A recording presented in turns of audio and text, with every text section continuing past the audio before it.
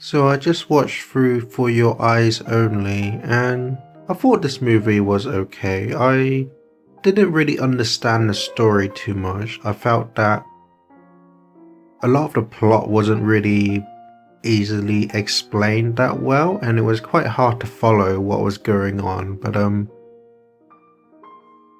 I found the villain not that memorable. I mean, I'm even having trouble remembering who the villain was now, but overall, I thought the movie was just okay.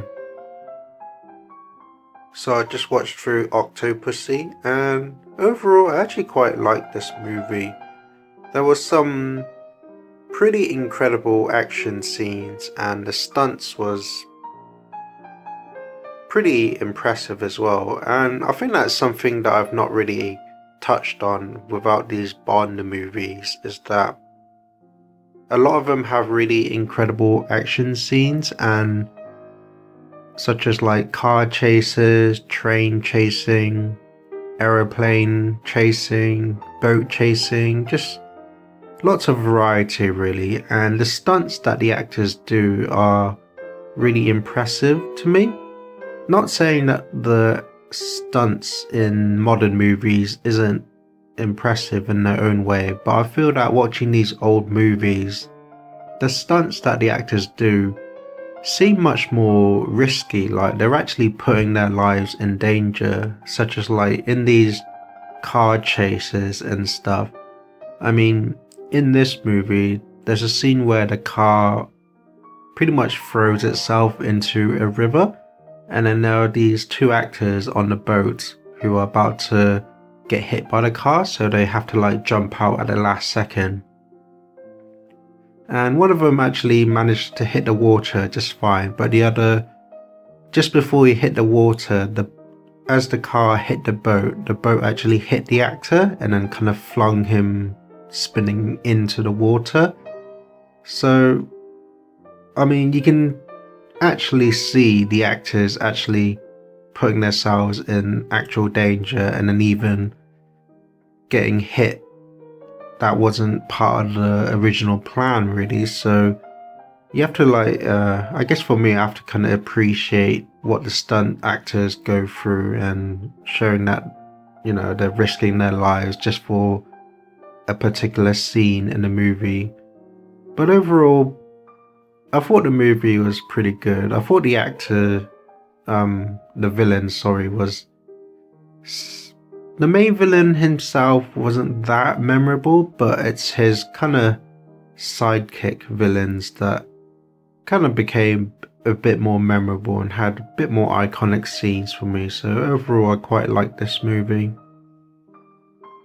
So I just came back from the hospital after dropping my first batch of my books, and yeah, they were well received. I just took them in and then didn't really explain to them that they were my own books or anything, since I don't know, I guess I was like there for other reasons as well. So yeah, I just kind of handed them the books, and then they gladly accepted them with a smile. And yeah, hopefully my books get noticed in the hospital and are read by, you know, curious people who like reading books, I guess. So yeah, I feel like I've done something positive today by making a donation to hospital, and also kind of helped kind of put my name out there as an author as well. So hopefully it goes well. So I just watched through Never Say Never again, and this was quite an unusual Bond movie. Firstly, it's Sean Connery's return to the role after Roger Moore, so this is kind of a one-off movie for him. And it's also by like a completely different company and team that made the movie as well. So because of that, the overall tone of the movie felt quite different from the usual Bond movies. It kind of had a more comedic side to it, I guess. And Bond himself, I don't know, to me he felt like he barely uses weapons and gadgets in this movie, and I don't know, a lot of the times he kind of seems like he doesn't know what's going on throughout the movie, but I guess in a way it kind of, you know, makes you guess like if he is actually acting like he doesn't know what's going on or if it's all part of his plan. But the overall movie, it was okay. Like, yeah, it had a different tone to it, and it was kind of nice to see Sean Connery reprise his role. But I just didn't really find the villain all that interesting, really. Like, he felt a bit generic, and although I know what his plan was, I don't really know what his motivation is. And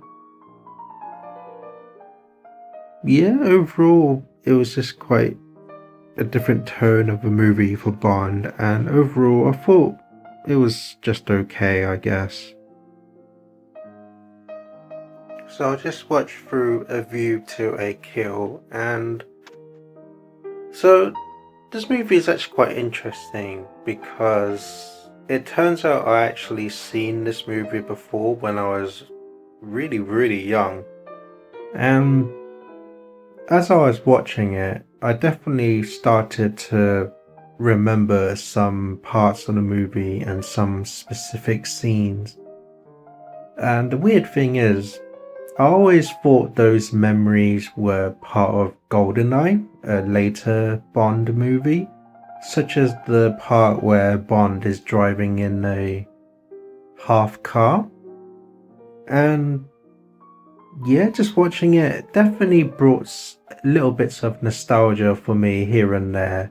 Like, I don't fully remember the movie that much, but there are certain scenes like the Bond driving the half car and then the Mayday character, like seeing those aspects definitely brought some memories to me, making me realize that I've actually seen this movie before when I was very young, but just didn't realize it was actually part of this particular Bond movie.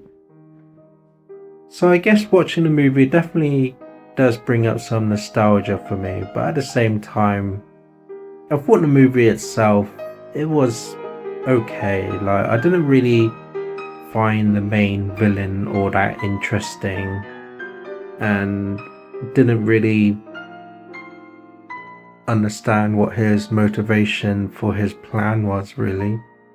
I guess overall I did like the villain Mayday more, just because she's more, I guess she has more of a unique characteristic to her, being extremely strong. And yeah, I thought she had probably the best and most iconic moments throughout the movie, and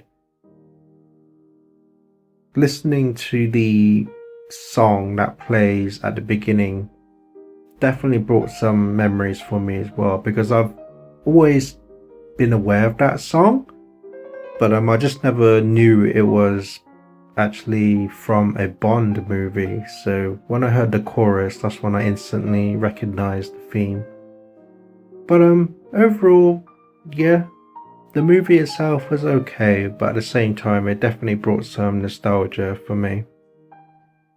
So I've just been to my local library and I asked them about donating my own books, and they said they're happy to, but it's best to bring just one copy of each book so then they can have to read through it, see if it's okay, and then if it's okay then they'll happily accept it. But unfortunately if it doesn't pass their judgment, then they'll just return it to me. So yeah, I think, yeah, I'll just bring my books in, donate it to them, and then see if it gets okayed in the library. And then, yeah, whenever I'm free and I'm passing through the library again, I'll plan on donating my books, so hopefully it goes well. So I just watched through The Living Daylights, and I think, honestly, this might be the first Bond movie that I actually don't like that much.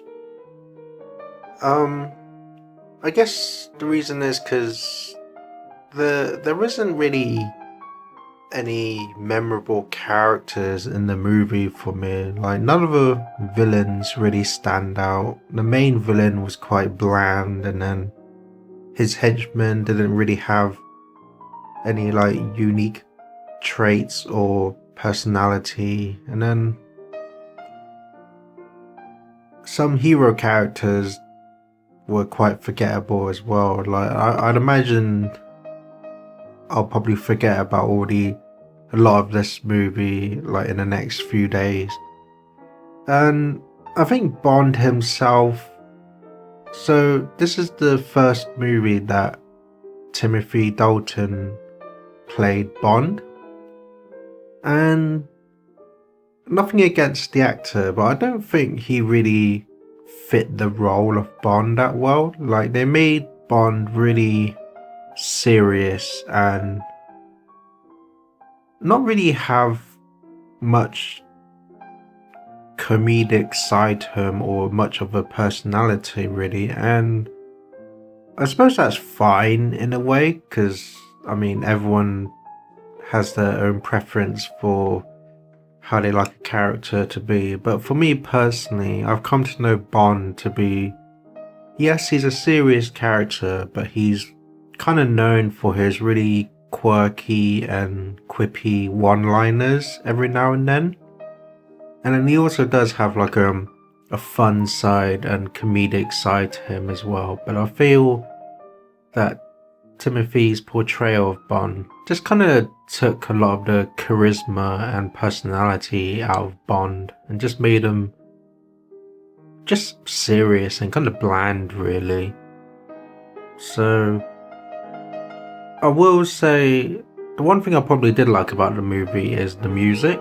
Like, the opening theme was okay, and then the background music throughout the movie was quite nice as well. It had a very like the obviously 80s techno sort of soundtrack, considering that this movie was made in the 80s, so it's no surprise that it has that soundtrack.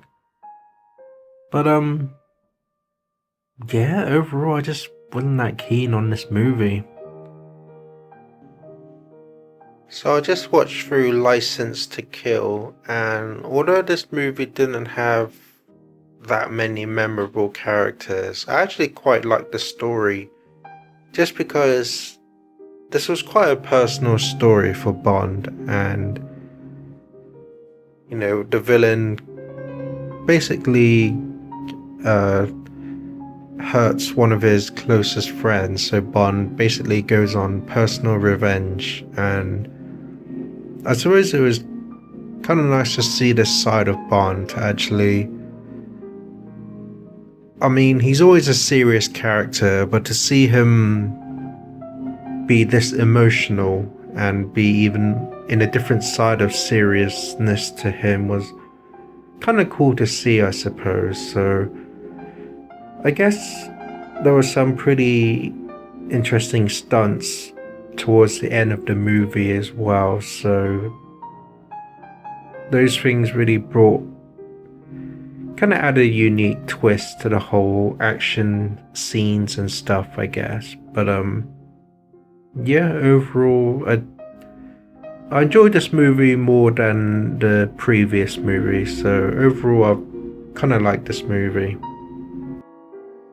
So I've been debating whether I should make this video or not, but I think, thinking about it, I decided that if I tell my story, then it might hopefully help someone watching this to maybe think about fasting and losing weight. So I mentioned earlier in the video I went to the hospital to donate my books. But the main reason I went to hospital that day is because I had an appointment to have an ultra scan. So basically, about 2 months ago, I had a blood test, and then my doctor contacted me about seeing a bit of an issue in my liver. So I booked an appointment to have an ultra scan, and it turns out they found some gallstones inside. I can't remember which part of the body, but it's basically just above the liver. It's basically this organ that kind of filters some sort of liquid, I think. I'm not too sure about the specifics. But apparently my doctor said that I developed some gallstones due to losing weight really rapidly. And then I looked online about gallstones, and it turns out that one of the ways to get them is actually fasting and quickly losing weight at a very fast rate. And overall, it kind of recommends that for someone who wants to lose weight, it's best to lose about 2 pounds a week. But in my case, I was losing probably 6 to 8 pounds a week, and I was fasting for like 2 months and then had a break and then fasted for about another month. So I think altogether I've probably fasted about 4 months. So that's how I developed these gallstones. So like I mentioned in my earlier videos, I lost about 40 pounds this year, sorry. So due to fasting and rapidly losing weight, I developed gallstones. And just a few minutes ago, my doctor called me, and then he notified that at the present moment, the gallstones are very tiny, and at the moment they're not causing me any symptoms or anything, so touch wood. But